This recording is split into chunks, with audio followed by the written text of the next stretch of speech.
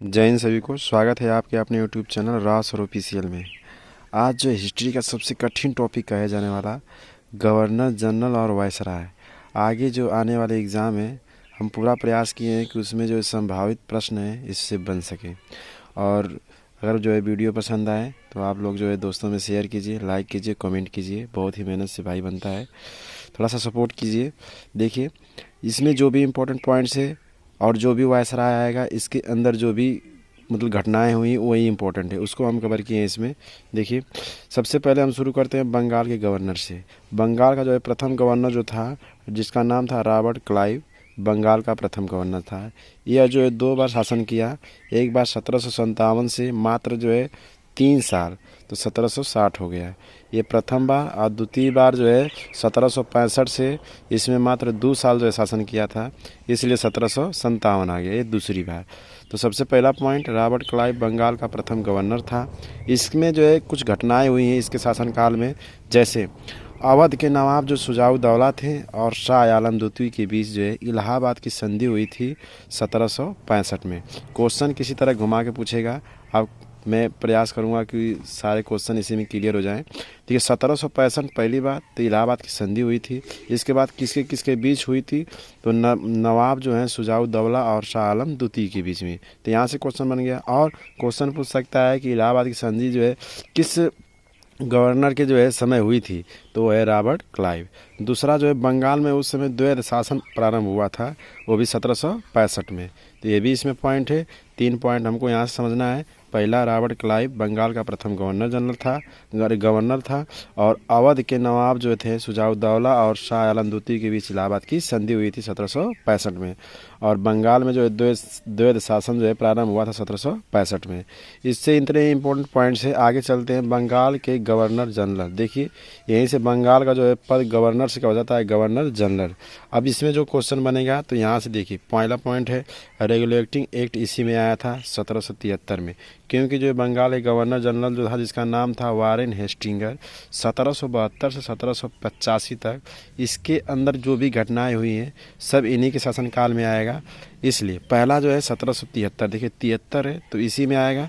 और उस समय अगर पूछेगा कि बंगाल का गवर्नर जनरल कौन था, तो वारेन हेस्टिंगर। दूसरे नंबर पे इससे जो क्वेश्चन पूछता है, थोड़ा सा घुमाया हुआ है, समझिए यहाँ पे। जब ये रॉबर्ट क्लाइव जो है प्रथम गवर्नर है, तो जब इसमें आया तो अंतिम गवर्नर होगा। ठीक है, तो अंतिम गवर्नर जनरल कौन, रॉबर्ट क्लाइव। और प्रथम गवर्नर जनरल कौन है, वारेन हेस्टिंगर। ये 2 पॉइंट हुआ। रॉबर्ट क्लाइव में और घटना है, जैसे बंगाल में जो द्वैध शासन स्टार्टिंग हुआ था उसमें, इसमें समाप्त हो गया। अगला जो है, कलकत्ता में उच्चतम न्यायालय की व्यवस्था की गई थी। और देखिए, जोनाथन डंकन ने बनारस में प्रथम संस्कृत विद्यालय की स्थापना की थी 1782 ईस्वी में। बहुत ही इंपॉर्टेंट है।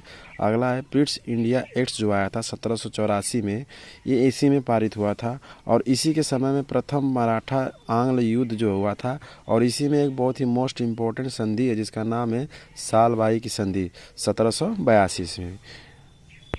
इसके बाद तीसरे नंबर पे आते हैं लॉर्ड कॉर्नवालिस। इनका शासनकाल 1786 से 1793 रहा है। और बहुत ही मोस्ट इम्पोर्टेंट है कि पुलिस सेवा का जनक किसे कहा जाता है, तो लॉर्ड कॉर्नवालिस को कहा जाता है। सिविल सेवा का जनक किसे कहा जाता है, तो लॉर्ड कॉर्नवालिस को कहा जाता है। अस्थाई बंदोबस्त इसी के समय में आया था 1793 ईस्वी में। अब भारत में प्रशासनिक सेवा का जनक भी इन्हीं कहा जाता है। और इन्हीं के समय में तृतीय मैसूर युद्ध हुआ था। इन्हीं के समय जो है तृतीय मैसूर युद्ध हुआ था 1790 से 1792 ईस्वी में। और बहुत ही मोस्ट इम्पोर्टेंट संधि हुई थी, जिसका नाम है रंगपट्टनम की संधि 1792। अब इसके बाद चौथे नंबर पे आते हैं लॉर्ड वेलिजली। इनका शासनकाल 1798 से 1805 ईस्वी तक चला था। इसमें जो इम्पोर्टेंट पॉइंट्स है, जैसे पहला है, इन्हीं के समय को जो है बंगाल को जो है शेर कहा जाता था। क्वेश्चन आया था कि बंगाल का शेर जो है कब कहा जाता था, किसके शासनकाल में, तो लॉर्ड वेलिजली के। और इन्हीं के समय जो है सहायक संधि हुई थी 1798 ईस्वी में। और इसी समय जो है फोर्ट विलियम कॉलेज की स्थापना हुई थी। इसके बाद अगले नंबर पे आते हैं लॉर्ड विलियम बेंटिंक। बहुत ही most important, Lord William Bentinck, जिनका शासनकाल जो है 1828 से लेकर 1835 तक रहा है। भारत के प्रथम गवर्नर जनरल थे लॉर्ड विलियम बेंटिंक। इन्हीं के समय जो है चार्टर्ड एक्ट आया था 1833 का। इसके द्वारा जो है बंगाल के गवर्नर जनरल को भारत का गवर्नर जनरल बनाया गया था। आगे इन्हीं के समय बहुत ही इम्पोर्टेंट विलियम बेंटिंक और राजा राम मोहन ने मिलकर जो है सती प्रथा का अंत किया था 1829 में। और इन्हीं के समय जो है ठगी प्रथा का भी अंत हुआ था 1830 में। अब इनके बाद आते हैं लॉर्ड डलहौजी। बहुत ही इम्पोर्टेंट लॉर्ड डलहौजी। कहा जाता है कि ब्रिटिश साम्राज्य का सबसे अधिक विस्तार अगर हुआ भी है तो लॉर्ड डलहौजी के शासनकाल में, जिनका शासनकाल 1848 से 1856। देखिए रेलवे भारत में रेलवे का जनक जो है इन्हीं कहा जाता है लॉर्ड डलहौजी को। प्रथम जो है रेल चली थी 16 अप्रैल 1853 को, जो मुंबई से थाड़े। आगे जो है इन्हीं के समय जो है बूट डिस्पैच लागू हुआ था 1854 में। और इन्हीं के समय एक जो है नीति आई थी जिसे कहा गया राज्य हड़प की नीति, या इसे व्यक्तिगत का सिद्धांत कहते हैं। इन्हीं के समय जो है डाक टिकट जो है लागू हुआ था, नए पोस्ट ऑफिस की तरह एक एक्ट आया था जो 1854 में। इसके बाद जो है एकदम वेरी इंपॉर्टेंट लॉर्ड डलहौजी द्वारा विलय किए गए राज्य। देखिए कितने राज्यों को इन्होंने क्या किया, विलय किया था। सबसे पहले सतारा, एकदम इम्पोर्टेंट है, एक वर्ष का अंतर है। देखिए सतारा, जैतपुर, बघात, उदयपुर, झांसी, नागपुर, करौली।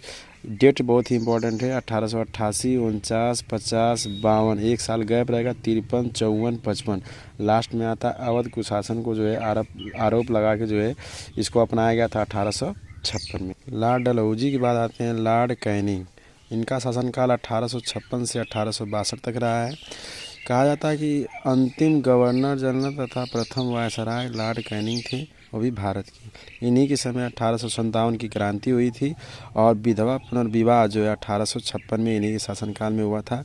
और कोलकाता, मद्रास तथा मुंबई में जो है हाई कोर्ट की स्थापना जो है लॉर्ड कैनिंग के शासनकाल में हुई थी। और जो लॉर्ड डलहौजी हड़प सिद्धांत दिया था, इसको इसने क्या कर दिया, समाप्त कर दिया। इसके बाद आते हैं लॉर्ड मेयो। 1869 से लेकर 1872 तक शासनकाल रहा है। इसमें जो है सबसे पहला भारत में प्रथम बार जनगणना हुई थी 1872 में। और मेयो कॉलेज की स्थापना हुई थी जो अजमेर में पड़ता है 1872 में।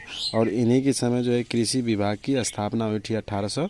आगे और भी है लेकिन वीडियो बहुत बड़ा हो जाएगा, इसलिए हम अगले वीडियो में कवर किए हैं।